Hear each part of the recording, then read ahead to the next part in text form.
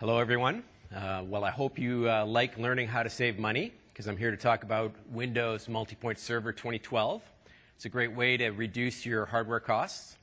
I'm Mike Garnes. I'm a program manager with the MultiPoint team based in Redmond, Washington.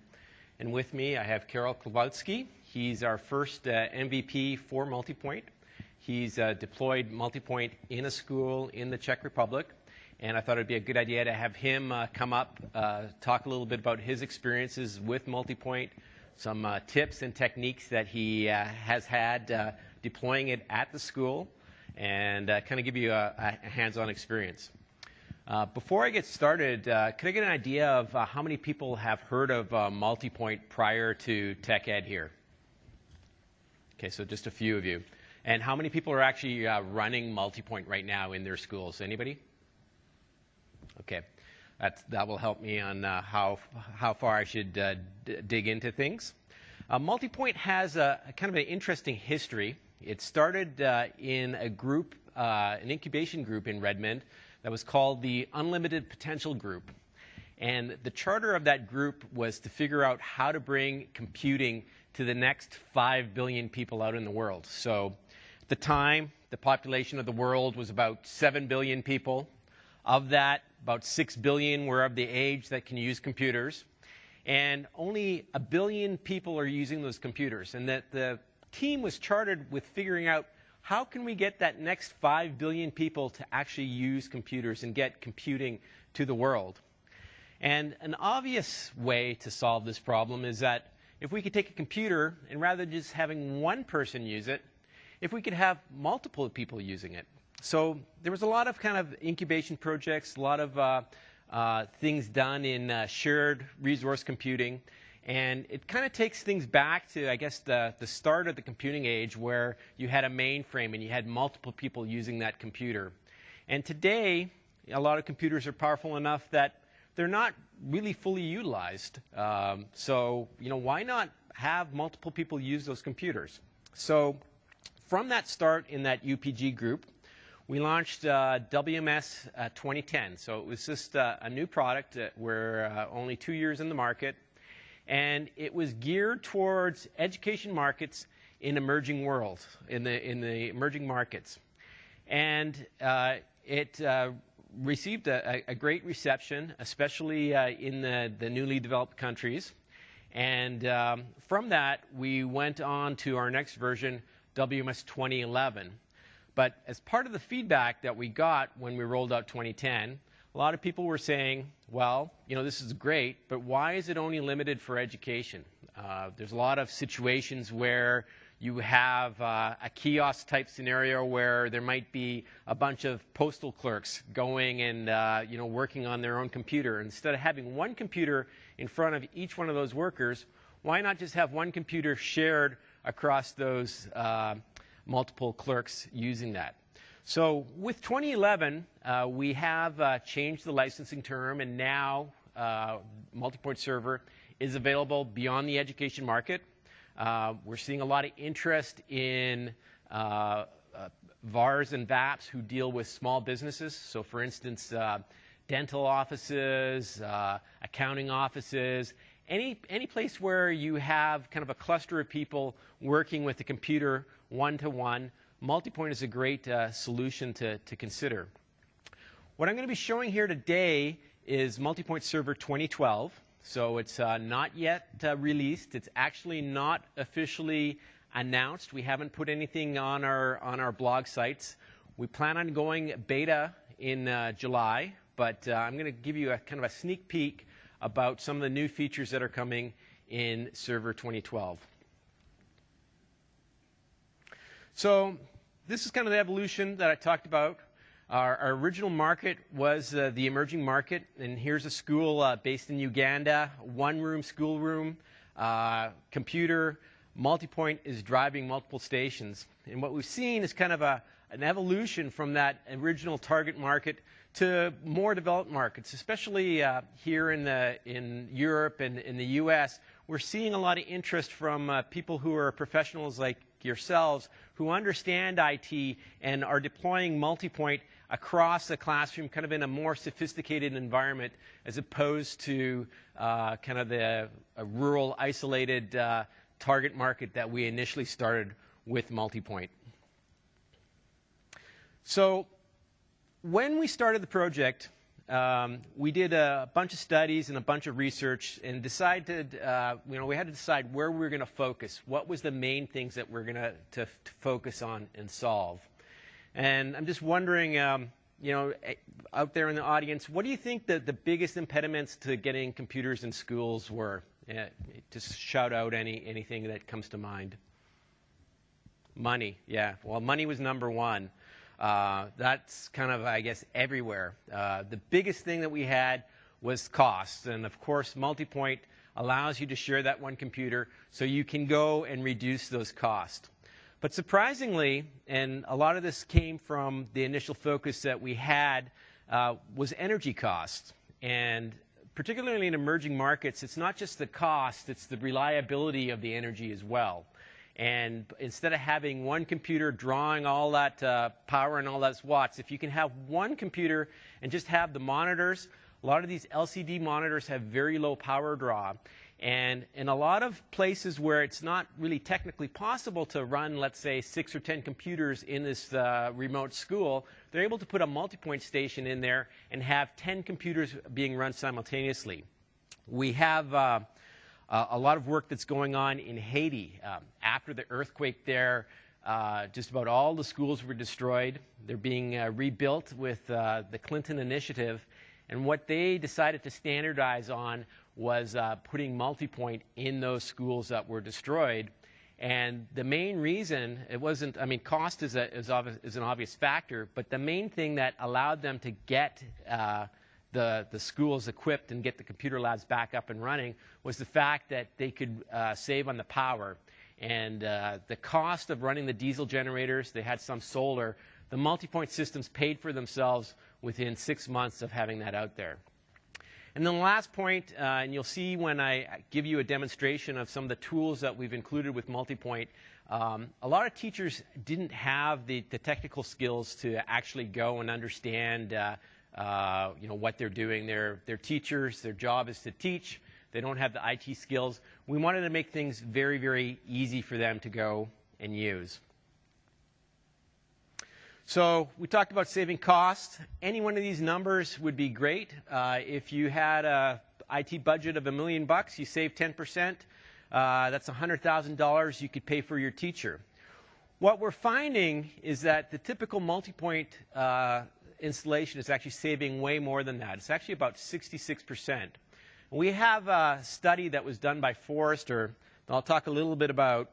That's up on our website that goes into detail. I think it's about 10 or 20 pages that breaks down how you can get the cost savings.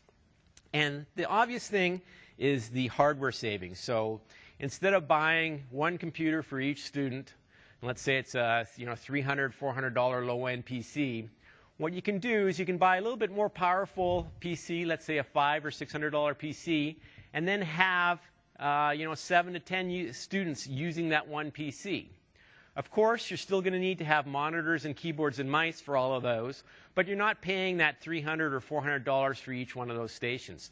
So that's where you get most of your savings, at least on the upfront savings on the hardware.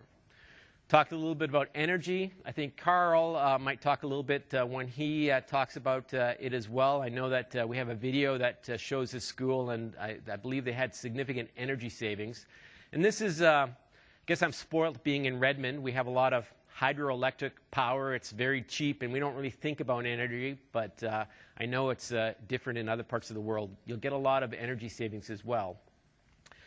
There's two parts in the study that I think are not that typical. I'll talk to them. I'll show what the study found. The study said, well, you'll save a lot on maintenance. The figure they came up with was 99%. I think that's way too high. You're not going to save that much, I think, in the typical installation. But you are going to save stuff in terms of maintenance and support, because now, instead of supporting, let's say you have 6 computers, you have to patch all 6, you have to install software on all 6, you're just doing it on one computer. So you are going to get some savings. I just don't think it's going to be as high as what the study showed. And then the second thing is, you'll notice that it's actually a negative 64%. And they said their software costs actually went up a little bit. And that's because they had some different licensing terms on the software that they were using when they were using with MultiPoint, and they had to pay a little bit more for that software. In general, just a good guideline is that the software cost should be roughly the same. You're not going to be saving on software with MultiPoint. At least from a Microsoft point of view, the licensing, we try to be neutral between if you were running Windows licenses versus MultiPoint stations. Certainly for things like Office, we require a CAL or a client access license for each one of those stations that are running. And I think most companies do the same. So we were a little surprised to see that the software costs actually went up. Like I say, if you do a wash between the maintenance being, I think, too cheap and the software being a little bit more expensive, it's a wash, and you're still going to save a fair amount. Another way to look at this is, 66%, that's a nice number. People don't fully realize what that means. Does anybody know what the typical student to PC ratio is in Europe? Any ideas? In the US, we have 4 students to every PC. In the emerging markets, it's typically about 44 students to every PC. And if you look at what you can do, if you have a set computer budget, and in this example, it was $50,000. I know that you're not going to have $1,000 for the PC, but by the time you add in support and installing all that, let's just use that figure. You could get 43 computers there. But if you're using MultiPoint, you can now get 127. So in the US at least, you're getting pretty close to having that 1-to-1 student ratio, student to PC ratio that a lot of school districts are striving for. And it's a great way to get more computing power to your customers. So MultiPoint, what is it? We talked about one computer, multiple desktops. So with Server 2012, everything is going to be based on Windows Server 8 desktops. So the client experience that they're going to be getting is not server. It's looks and feels like the Server 8 desktop. And we're built on Server 2012, and we make use of remote desktop services and Hyper-V. I'm sure a lot of you guys are probably familiar with remote desktop. And I'll try to talk a little bit conceptually how it works and how it is different. So with MultiPoint, we have the concept of stations. And a station you can think of as being a monitor, keyboard, and mouse. And that's what each student is using. And what we do is that when you bring up a MultiPoint computer that has multiple monitors on there, we bring up a new process that we call SRC shell, or in 2012 it's the WMS shell. And this shell process carves up each one of those monitors so that instead of having an extended desktop where if you move your mouse it goes from screen to screen to screen, we have it so that each one of those screens is going to be its own local remote desktop connection. And we have within that process there, so it's not the normal shell process that's running, we have an ActiveX control that is basically having an RDP session from that one monitor back to the local computer. Now, remote desktop, the way it works is that the server figures out what needs to be drawn, and using the RDP protocol, it's sent across the wire to a thin client, and the thin client draws it on the screen, and then the thin client that's sitting at the remote location sees what the server has rendered. With MultiPoint, we do things a little differently. Instead of going across the actual Ethernet connection, we have a local loopback, and within that SRC shell process, we're basically pointing back that ActiveX control that has that RDP session directly onto that host computer without going out in the network. In 2012, we've done further optimization. So instead of using the RDP protocol to get what's being rendered on that screen, we're actually using essentially a frame buffer that has that contents that's going to be displayed for that student already rendered in memory, and we just pass it off and draw it on each one of those monitors. So that's what we say in terms of being based on remote desktop. In 2012, we also support Hyper-V, and I'll talk a little bit about that later on and how it can solve some of the issues that we saw with earlier versions of Windows Server 2012. So you'll see on the slides that I have here basically 4 different types of connections.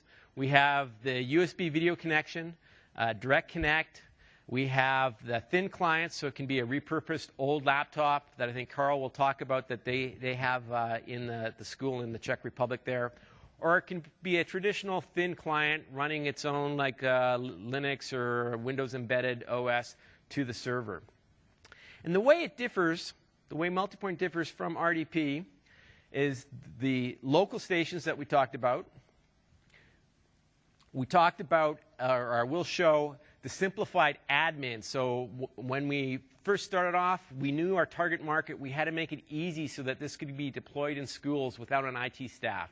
So we try to make things very, very easy for people to understand and use. And lastly, we included some tools in terms of the teacher to be able to monitor and understand what's going on within the schools or within the classroom and monitor the students, control the students, and have the classroom working. I'll talk a little bit in detail now about your options here and how to do the local connect. And this is the main focus of MultiPoint, and this is where you save the most money. The first option in there is what we call the MultiPoint graphics card. So there's nothing special that you need to do with MultiPoint in terms of graphics. Basically, if you have a computer that supports 2 monitors, you can get 2 stations of MultiPoint up and running right out of the box. Just about any computer you buy today has at least a VGA and a DVI port. A very easy way to double the amount of students that have computers would be, instead of having 2 monitors hooked up with an extended desktop, buy a $5 or $10 USB hub, plug in a USB keyboard and mouse, and now you've doubled the amount of students using that one computer. That's the quickest, cheapest, and easy way to do that. What we see is a lot of customers want to have more than 2 stations. They want to have, ideal classroom is 30. They'd love to have 30 running on a computer. That's quite difficult with the hardware that's out there today. And it's also difficult to do with graphics cards. But graphics cards are becoming more and more powerful, and we're seeing a kind of a change in the last probably year or so in terms of the capabilities of the graphics cards. Now, it's not uncommon to see graphics cards with 3 outputs, so they'll have a DVI, VGA, and either a DisplayPort or an HDMI. So now you often can get 3 stations up and running, and I think Carl mentioned some cards that he's looking at for his school that were quite interesting.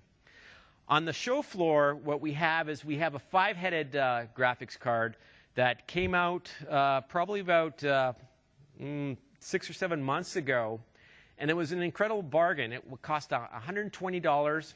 It had 5 outputs. Unfortunately, that company discontinued using them or making them, and we can't get them anymore. And we're trying to find out the reasons why, and we suspect it has something to do with just looking at the marketplace for graphics cards in general. Once you start getting into the 4 or 5-headed systems, they tend to be targeted for people like Wall Street traders, gamers, and they charge $400 or $500 for those.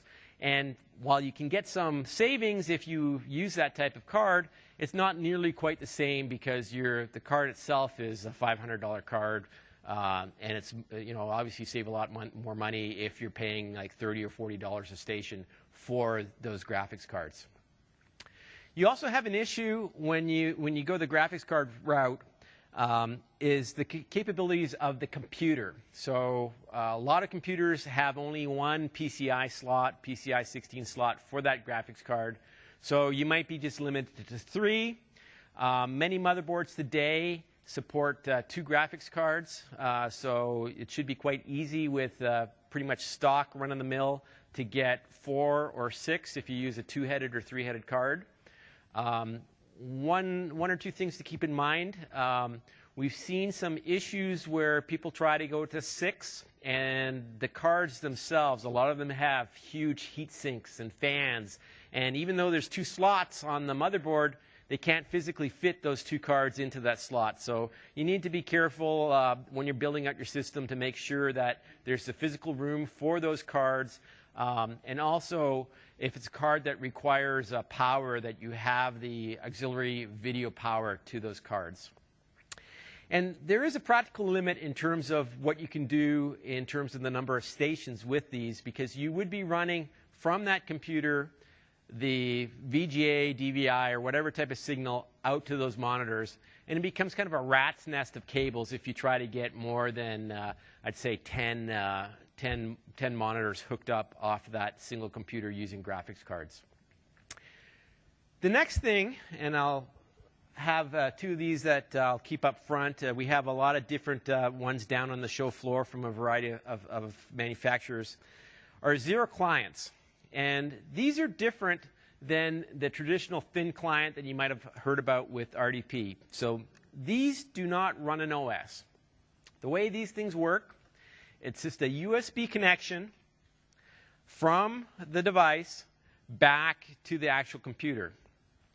And what they do is they have a driver that works in conjunction with the video driver on the host computer, and it tricks it into thinking that you have an extra monitor. And what that driver does is it takes whatever commands that were going to be driven to and sent to that fake monitor that it fooled the driver into thinking of.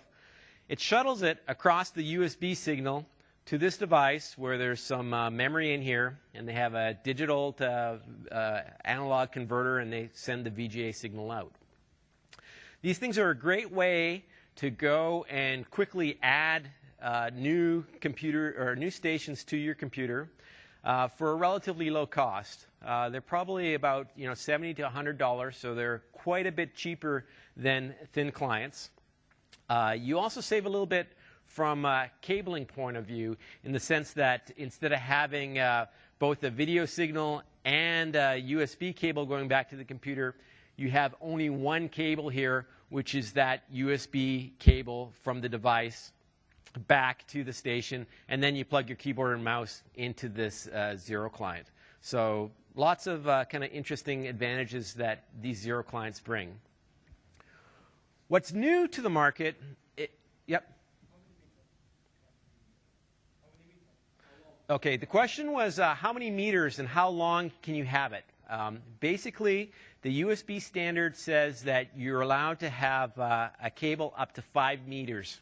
Okay, so having 5 meters from this device back to the computer is fully supported.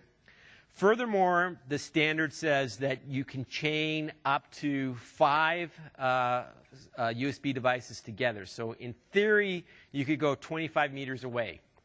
Now, in practice, we have seen issues when people try to go beyond 3, and I wouldn't recommend chaining more than 3 together. What we've also seen is USB extenders, where in theory you can go, and there's a variety of third parties. I think some third parties will let you go up to 25 meters with just one cable, and I believe they have some kind of amplification thing that they do to extend that. If you find yourself that you need to go more than 5 meters, chaining them is a quick and easy way to get, let's say, to 10 meters, which I think meets most people's needs, especially when you think of a typical classroom where you have a computer and then a bench, or a circle setup where there's a computer in the middle and the students are around. But it is a great question, because we have been seeing a lot of people wanting to go further than that. And what they've now come up with is the USB LAN Zero clients. And these are still running USB technology, except they install what they call a USB server on the actual MultiPoint system. And then instead of having a USB connection from the device, it actually is an Ethernet connection back to the computer, but the protocol and everything is going back USB. So from a MultiPoint perspective, the MultiPoint server thinks that there is a USB keyboard and mouse plugged into the end of that, and they have this translation layer that basically allows them to take this fake USB port on the MultiPoint server that they created, extend it across the Ethernet to this device that got a MAC address through, DHCP. And when you plug in that keyboard and mouse at that remote station, it goes through the layers of software, and we get a signal on the MultiPoint that says, oh, a USB keyboard and mouse has been plugged into that device. So they're just coming out. I think they add probably $5 to $10 to the cost of those devices, but it gets rid of that the USB cabling, and I know a lot of people like to go with the familiar Ethernet type connections. I won't spend a lot of time talking about LAN clients. So any of the thin clients that most of you are probably familiar with, they work with MultiPoint. So if you have those, they can work. One thing I will mention, we're seeing a lot of schools, they have old donated hardware. So the computers might be 8 or 10 years old. They're very, very slow. You can breathe new life into them by installing thin PC on there. So it's a free download from Microsoft for certain people who have SA. And what that does is it allows those old PCs to make an RDP connection to the MultiPoint server, and then they get better performance. They get the new Win 7 or Win 8 experience. And Carol, do you use? Yeah, they use some of that in the Czech Republic. So Carol will talk a little bit about that. And lastly, I'll mention the network monitors that we're seeing come out. The concept behind that is instead of having one of those devices sitting off on the side, that USB Zero client is built directly into the monitor. So it's just kind of a nice way to have a one system setup. We see a lot of people who take those. They often have VESA mounts, and they'll mount them directly on the monitor. But it's just a nice option to have it integrated directly into the monitor. So with that, I'm going to quickly show you Carol's installation here, so you'll get an idea of what he's going to talk about at the end of the presentation.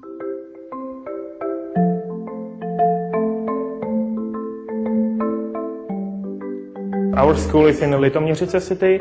It's the city about 40 or 50 kilometers northern of Prague. It's a beautiful town, great people here, and I like it so much.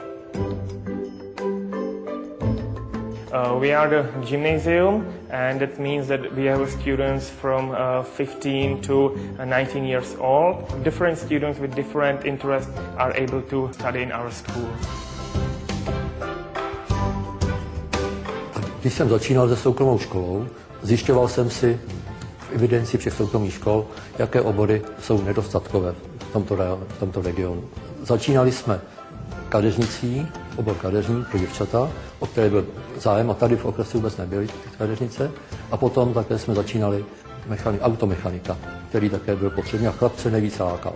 To bylo první období.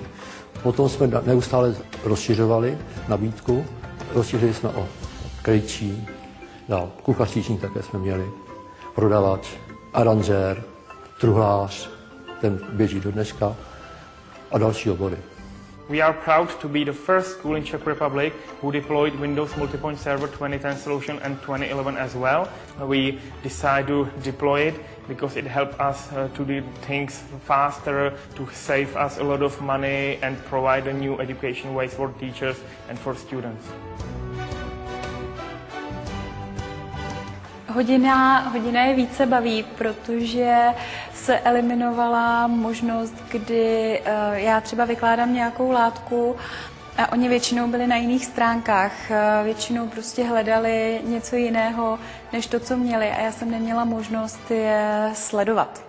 The teachers are working with the MultiPoint manager. They are able to see the desktop thumbnails. Also, the teacher is able to limit the access to selected websites. Učitel mě u toho nachytal a teď už vlastně nemůžu chodit na ty stránky díky tomu novému MultiPointu. Víc dělám spíš to, co se má. Tak učitel nás můžou kontrolovat a my musíme se soustředit na to, co máme dělat. Takže předtím jsme mohli chodit na naše stránky, kam jsme chtěli, a teď musíme chodit na ty samé. A to nám pomáhá v tom, aby jsme se dál vzdělávali. We are also able to use our old computers.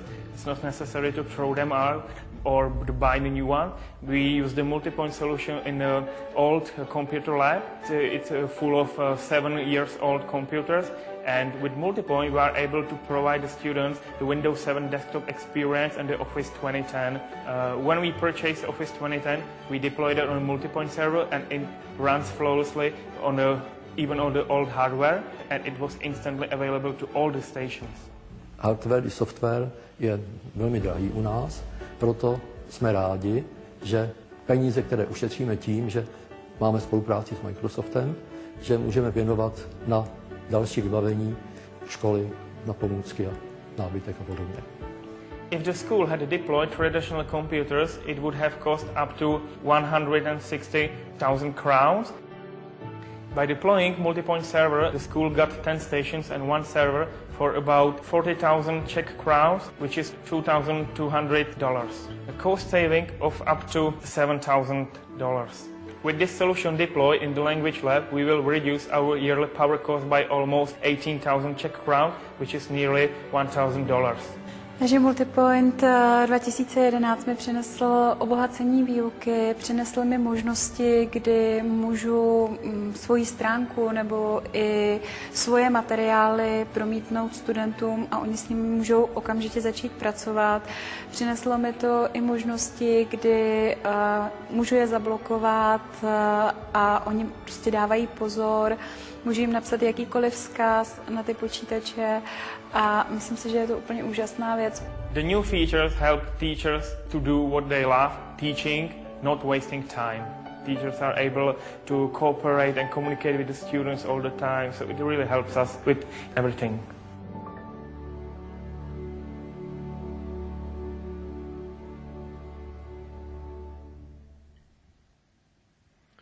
So Carol will talk a little bit about his installation and the tips and tricks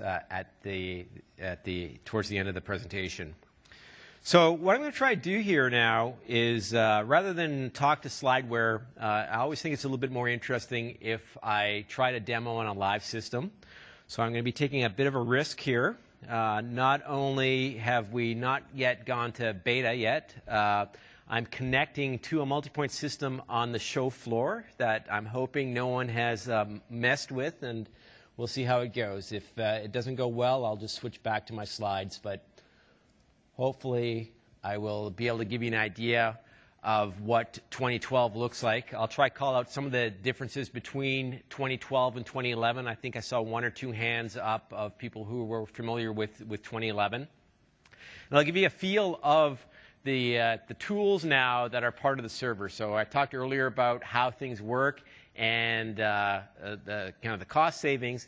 Now this will give you an idea of what the teacher will see, and I'll spend a little bit of time, since you guys are IT people, on what the management console looks like. So the first thing that you'll see here is what we call the dashboard. And this allows the teacher to go and see a thumbnail of what's going on all of the stations within his or her classroom. And one of the key changes that we did in 2012 versus 2011 was initially the dashboard was part of what we called the MultiPoint Manager. So we had one program that was designed, and the teacher could go and do their classroom management. And also the IT pro can go and add, remove computers.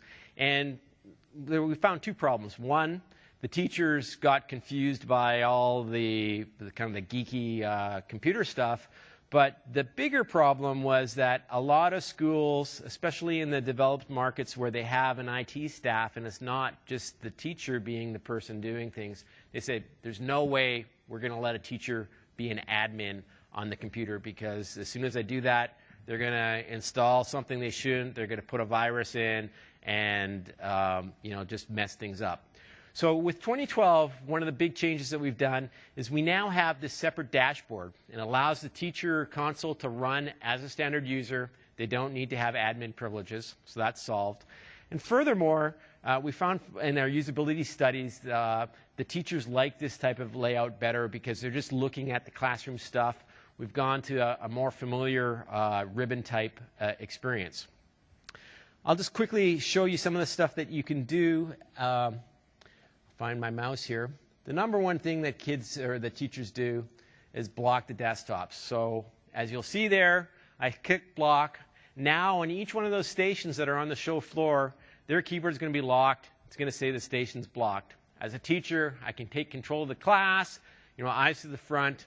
I'm going to be telling you, what you need to do, or, stop using the computer, the test is finished. This is kind of the number one thing that teachers do to get control of the class. One of the things that we also hear, especially in the developed markets, is the internet is vital to learning today. So what we've added in MultiPoint is a way to configure which sites that you can go to. So with 2011, we allowed you to specify kind of a whitelist of allowed lists. So a lot of initial research that we did said that teachers know that kids should only go to, let's say, 3 sites: Wikipedia, maybe there's a classroom learning thing that they have, and maybe pbs.org or some kind of safe thing for children that has today's lesson topic. So the teacher could go and put in those allowed sites, and if they were using Internet Explorer, they were limited to only those sites. What we've done in 2012 is we've improved this dramatically. Instead of just having the web limiting to IE, we now web limit at a much lower level, so all browsers are going to be supported: Chrome, Firefox, what have you. They're all blocked.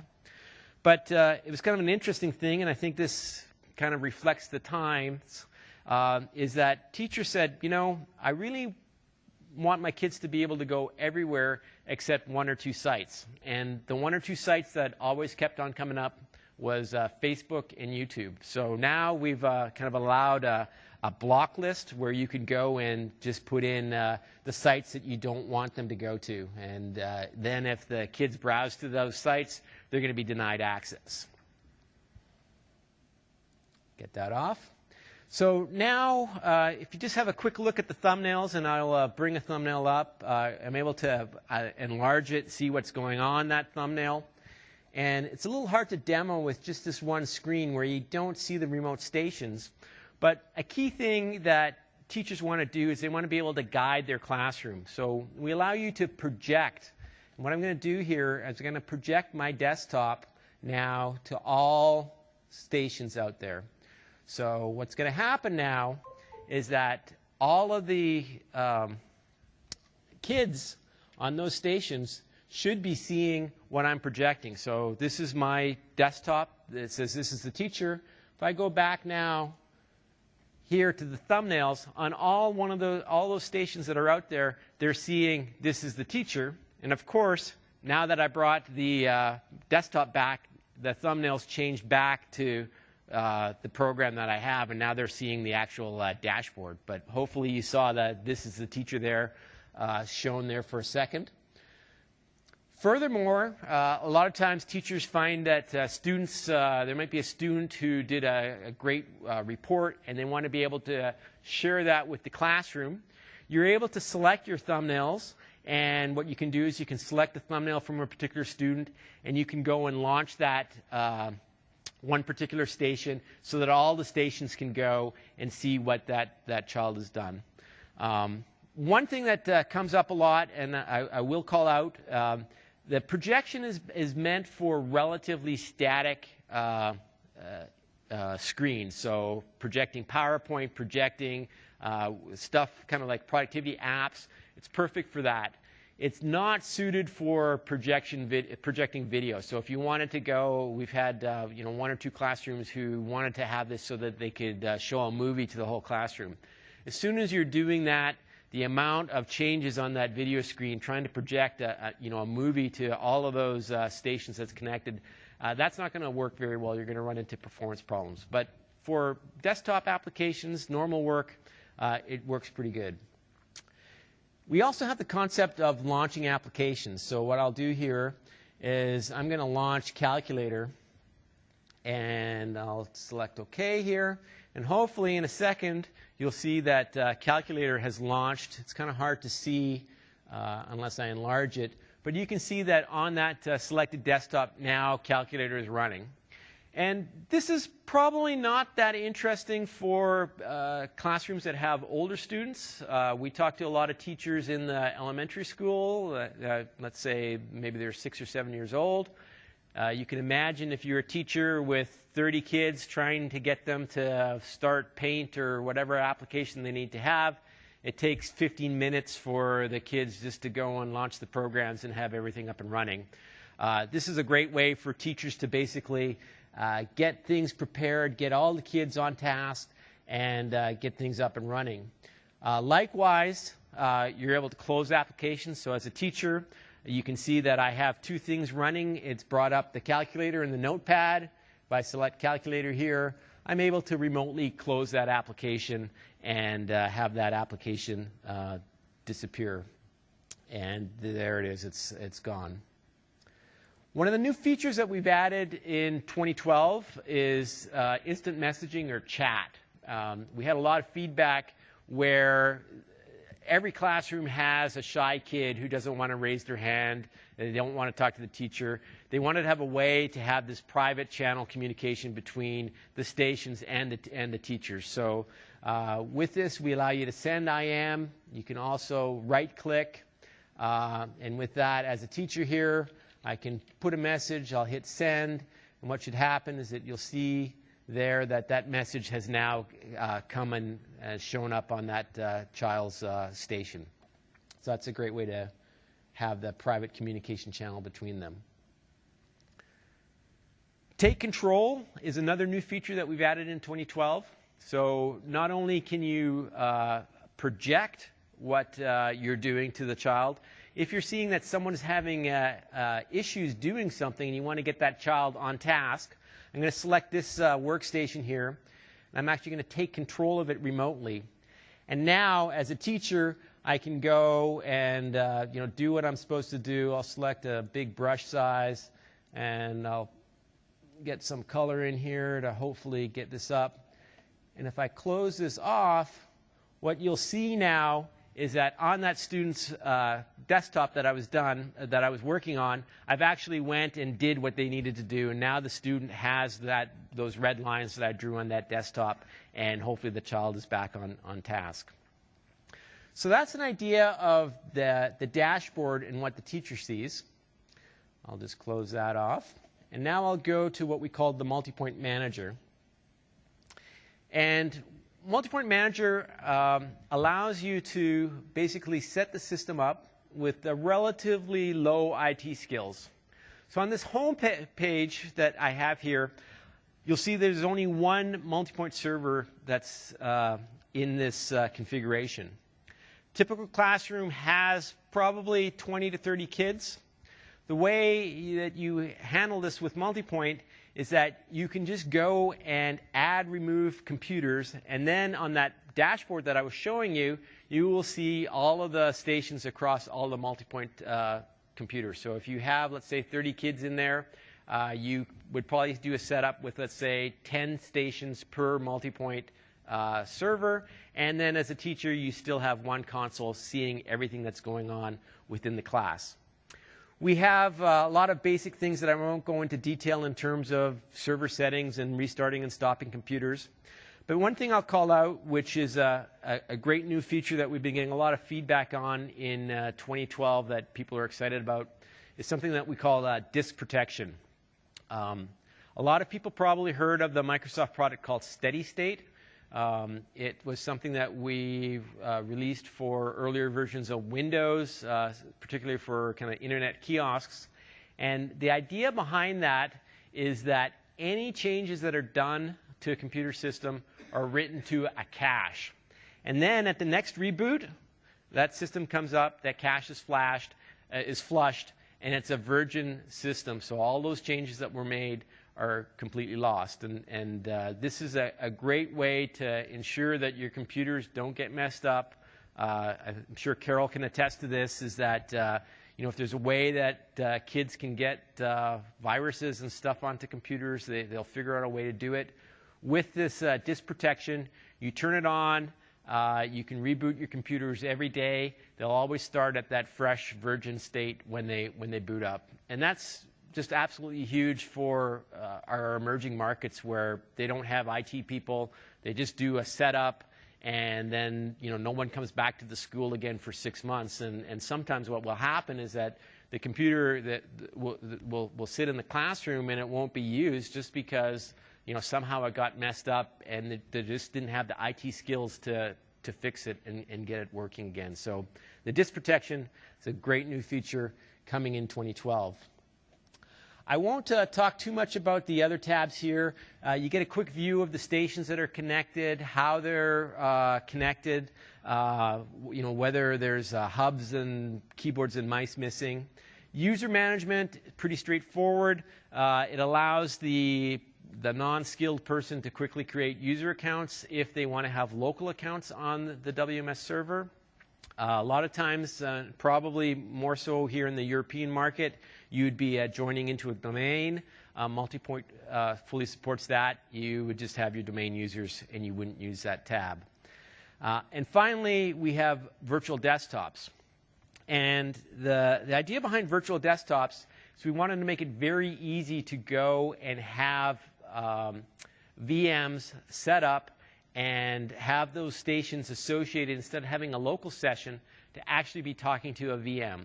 And the reason why we're interested in doing this is that with the current technology, it's all based on RDP, there's probably 5 to 10% applications that don't work well with RDP. And unfortunately, in the education market, it's probably higher. They have a lot of old 16-bit type applications that don't run well under RDP. However, they run great in a virtual machine. So what we've done in 2012 is allow you to associate those stations to a VM, and we wanted to do it in a way that you didn't need to be an IT pro to go and get that set up. And we think it's going to solve app compat problems that have prevented some people going to MultiPoint when they couldn't run their favorite or needed education application within MultiPoint. So I'll quickly go through that and I'll give you an idea of how that looks. I won't go through it in detail because it requires reboots and stuff, but I have some slides that will give you a feel of what the flow is going to look like. So we talked about the dashboard. I showed you the manager. And now what I'm going to do is I'm going to talk about how to get these VMs set up. So on that virtual desktops tab that I showed you on 2012, when you come to it the first time, you're going to see a way to turn on your desktop role. So you're going to want to do that. And if I click on that, you're going to get a warning. It'll say, I'm going to turn on virtual desktops. We don't have it on by default because there's probably a 5 or 10% tax that's going to be in place when you're turning on Hyper-V. Once you do that, the machine's going to grind away. It's going to reboot. And at the end of that, the Hyper-V role is going to be set up. And you're going to be looking now, when you go back to the virtual desktop tab, to a couple more options. And the first option that you have that you're going to see there is to create your desktop template. The idea behind this is that you are going to create a master VM that all the stations are going to be cloned off of. And if I select create the virtual desktop, I just need to supply a username for the account that's going to be the administrator on that. It's going to ask where I'm going to get that image from. So with WMS, we make it really simple. You can just stick in your Win 7 or Win 8 DVD. We're going to create the VM straight off of that. Hit select. The task is running. And after a couple minutes, you're going to have a message that it completed successfully. And you'll see now that there's a new VM there. It's called with a -T for template. And now I have a couple more options. And one of the main options that you're going to see there is customize the virtual desktop template. So what I would do at that point is I would start that VM up. And this part is not shown in the slides, but the idea would be I would click on this, customize it. I would install Office. I would install Adobe Flash. I would install all the education software that I want to be running on each one of those stations. And then once I've created that template to be in the manner that I want to have, what I would just do is I would click the Create Station Virtual Desktop. And then what it will do is it'll create a VM for each one of those stations based off of that master virtual machine that I just created. So it'll be running. And at the end of it, you'll see that I have, in this case, it looks like there's 5 VMs that were set up for this 5 VM system. And what I show here is in the lab where we did this setup. These were all local sessions, RDP sessions. And at the end of it, they're all running, in this case, Win 8 VMs. So we talked about the simple VDI in a box. It should get you up and running really quickly. You're able to go from a DVD to create the stuff. You're able to quickly map those VMs with just a few clicks of the mouse. You don't need to be an IT pro to do this. One of the things that comes up a lot is system requirements. I think there's 2 main things to call out here. It's a pretty detailed chart here. So I won't talk too much to it other than saying the 2 key things that you need to do is you need to understand what the workload is that the students are doing, and then obviously the size of the hardware that you have. And I recommend that you build out a test system and test the load that the students are going to be using. A rough rule of thumb that we've been seeing, kind of the sweet spot, has been probably about 6 or 7 stations for kind of a mid-range PC. If you have a Core i7, I think running up to 10 has been pretty straightforward. And especially if the kids are just doing office productivity apps, you can get up to 20. And that's what the limit is. And on MultiPoint, we do have a hard limit of 20 stations. We haven't have the final requirements for the VMs if you're going to be matching to VMs. Sorry. Yeah, the question was that is it licensing or a physical limit? Right now, it is a hard-coded limit within the software to limit to 20. We are considering moving that up as the hardware gets more powerful. I think, from a cost-saving point of view, the typical non-server class hardware where people go to the MultiPoint solution, you're not going to want to go to 20. As hardware advances, obviously, the limits are going to move up. But right now, you can't go more than 20. And I should have mentioned the memory. It's mainly the CPU that gets bottlenecked. Memory, about 500 meg per user, tends to be sufficient. As soon as we go to VMs, we're looking at probably about 2 gig per VM is what we're thinking. And the number of stations that you can be running is going to go down as well. So when I said you could have 10 on a kind of a low-end i7, if you're running VMs, you probably would get at most 8 if it's multi-core. You probably want to have 1 VM per core. And this is all preliminary.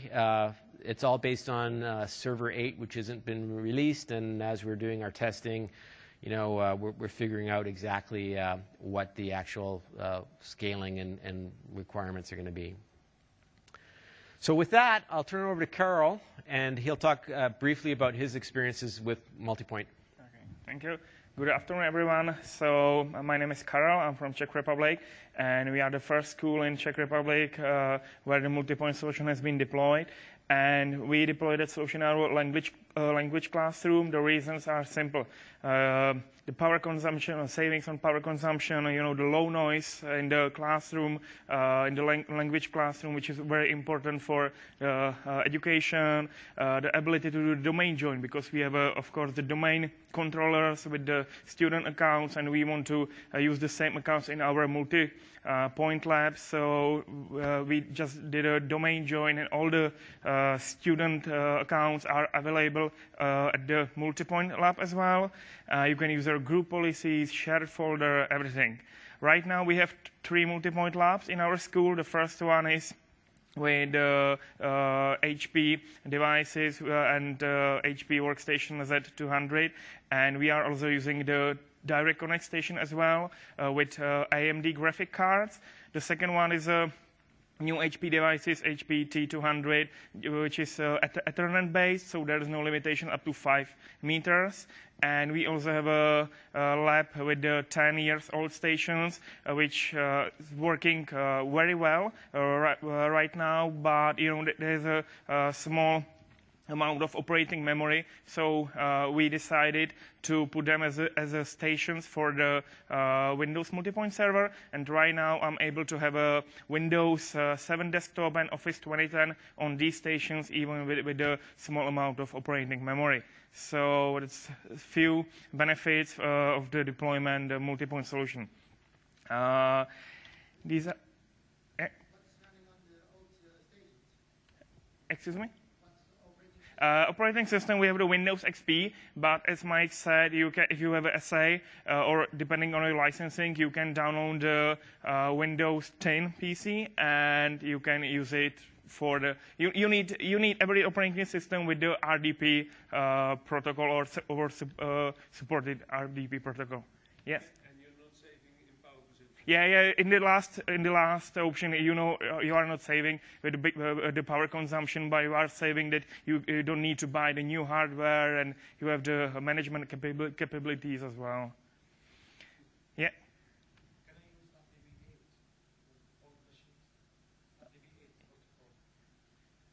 Yeah, the question was, can you use RDP8 protocol? And yet the answer is.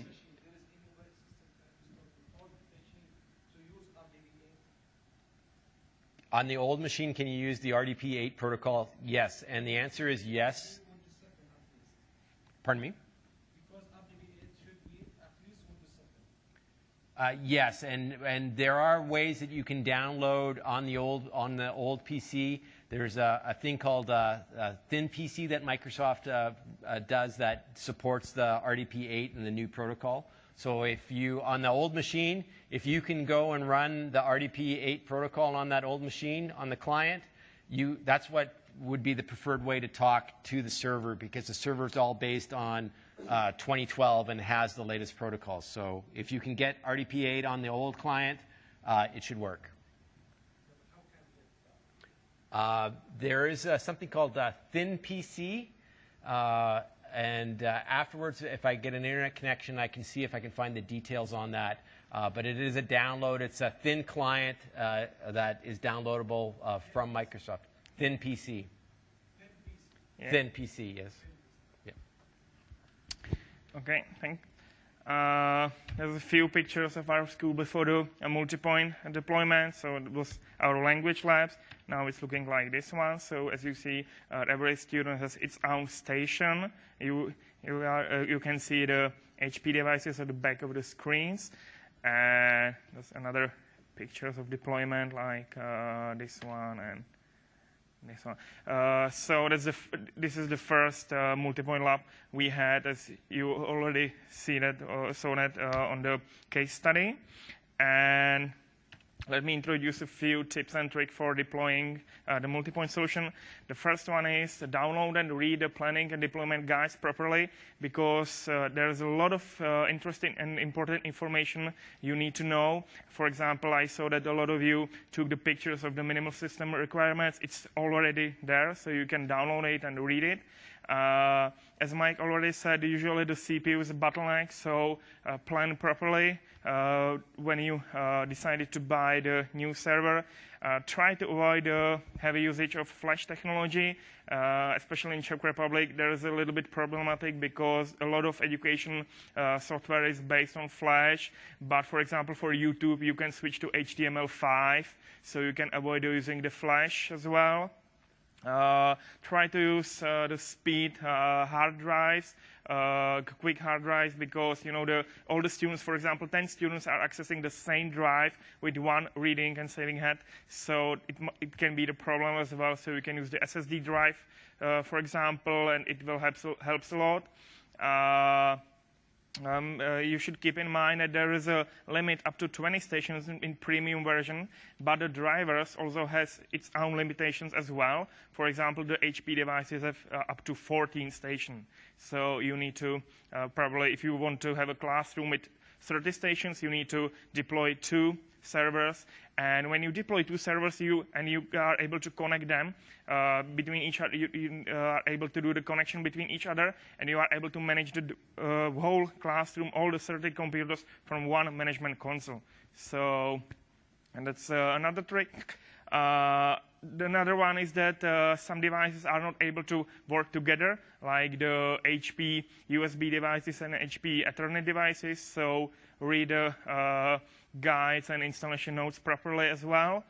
And the last one is that you can, as I said, you can do the domain join. So try to using the group policies, for example, for some security settings like hiding the system drive, because by default, when the students log it into the system, they are able to see the C drive with the Windows folder, etc. So you are able to do through the group policies hide the system drive and point them to another share folder or something like that.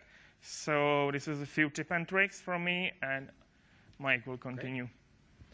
So I wanted to leave a little bit of time at the end for questions. So, there's one more thing that Carol had. I'll just quickly show this. It's just a quick 30-second video, but in the Czech Republic, I guess it's the old European work ethic here in terms of the tables that they have actually built in here. It's a pretty incredible multi-point setup. So I'll just quickly show you what they've done here.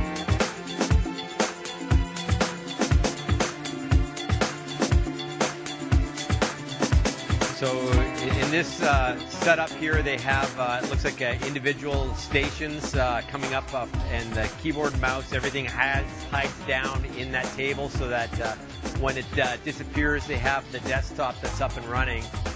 And then I think the next clip is going to show what they call a magic table.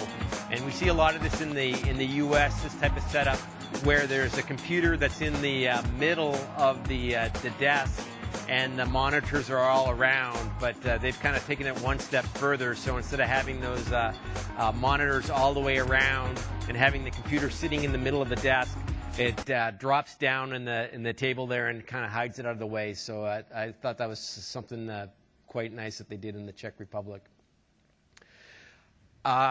I'll let you read this. The main point that I want to get across here is that for the manager and the dashboard that we call the teacher stuff, the language is in white. That's what those are localized to. However, we support all the server language packs. So if, for instance, if you want to have the Czech version, you would be able to have all the students would be running in Czech. It's just that the dashboard and the multi-point manager would not be in the Czech language.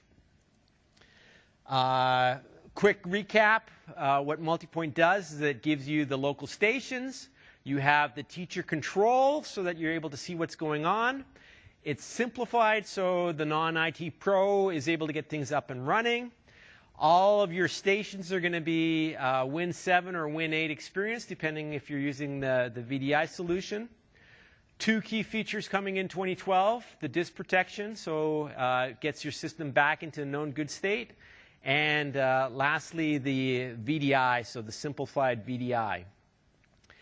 In terms of where to go for more information, just look at the slide deck. We have a lot of social media sites on here listed.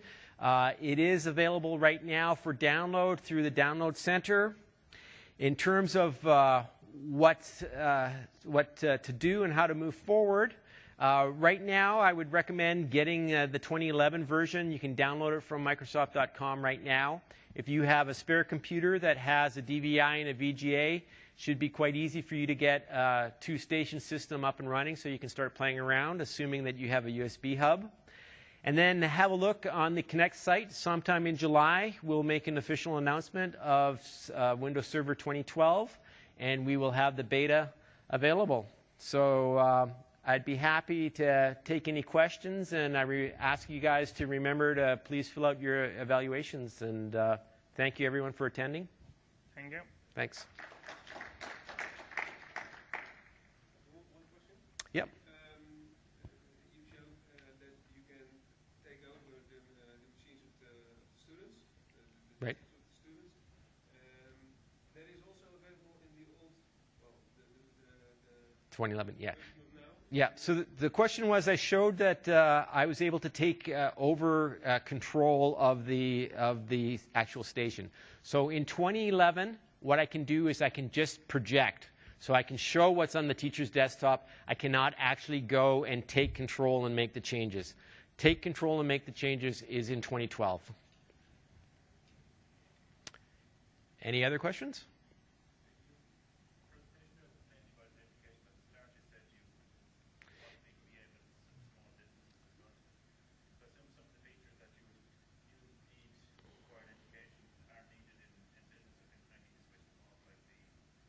Yeah, so the question was, since this is now available for people in small business and a lot of the features aren't available, is it stuff that you can go and switch off? And the answer to that is yes. Within the MultiPoint Manager control, you can decide whether you're going to allow those stations actually to be monitored. In some cases, people want to have it. So for instance, call centers, a lot of times you might want to have someone see what's going on, but there's obviously situations where you don't want to have that being happening. And then, of course, the other thing that you can do is just restrict who could run that dashboard or the MultiPoint Manager, and that is another way to have it so that those features aren't used for small businesses. Another question?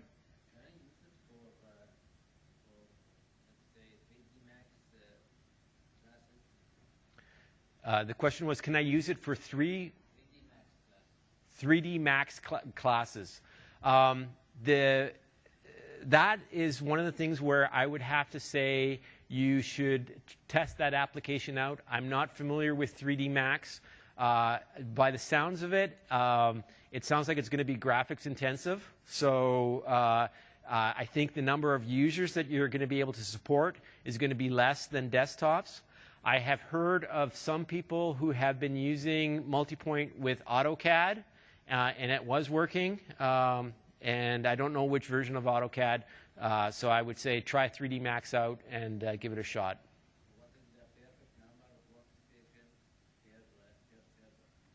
The question was, what's the perfect number of workstations per server?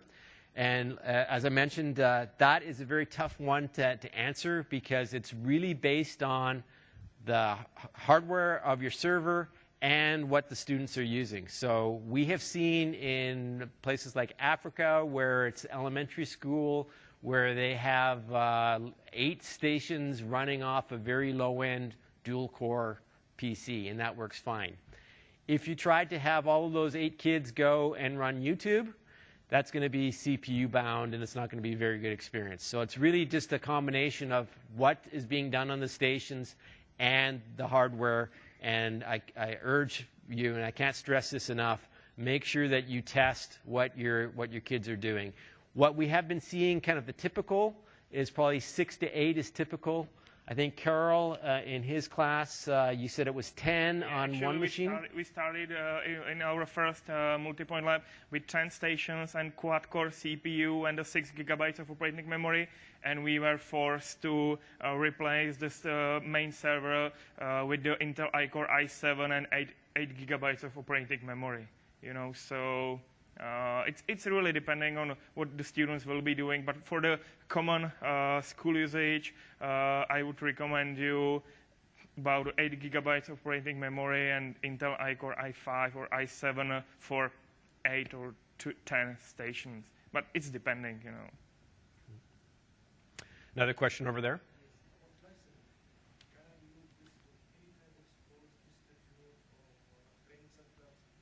Yeah.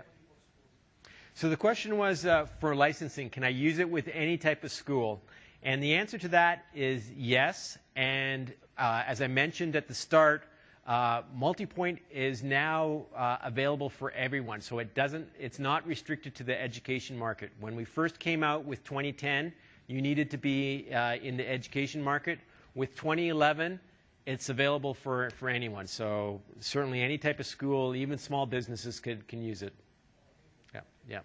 And from a licensing point of view, it's a server license and then a CAL, so a client access license for each station. And the revenue model or the licensing model is that we try to be neutral in terms of the cost. So if you had, let's say, 5 PCs running 5 copies of Windows, the cost of those Windows licenses should be roughly equal to what it would cost if you bought 1 server and 5 WMS CALs. It should be equivalent, roughly. Another question.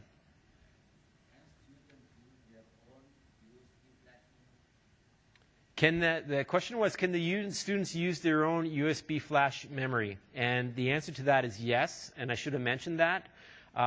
On each station that we have, as I said, it's USB based. So if you're doing a direct connect, you have your USB keyboard and mouse plugged into a USB hub. If you're using one of these Zero clients, most of them have a spare USB port. And then what happens is that any USB flash drive that you plug into this station hub is private to that one station. If you would take that USB drive and plug it into the main computer, then it would be public to everybody. And what we see a lot of schools do is that the kids, they basically take their homework, they take their assignment on the USB flash, on the USB things. They don't save anything on the main computer. It's locked down. Or they might be using a group policy to have a student stuff done on a network share. But both are supported and work well with MultiPoint. Another question.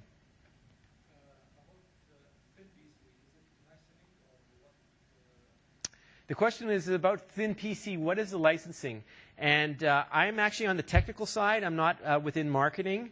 My understanding, and Carol might know since he's a customer who's using this, if you are under what I believe is called SA for software assurance, it is a free download. So depending on the type of licenses that you have with Microsoft, it is available for download for no cost, is my understanding.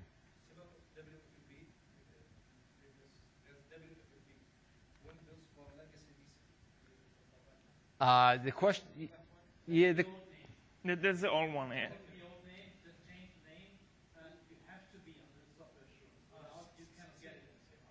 Yeah. So, and I'll repeat that for people who might be listening.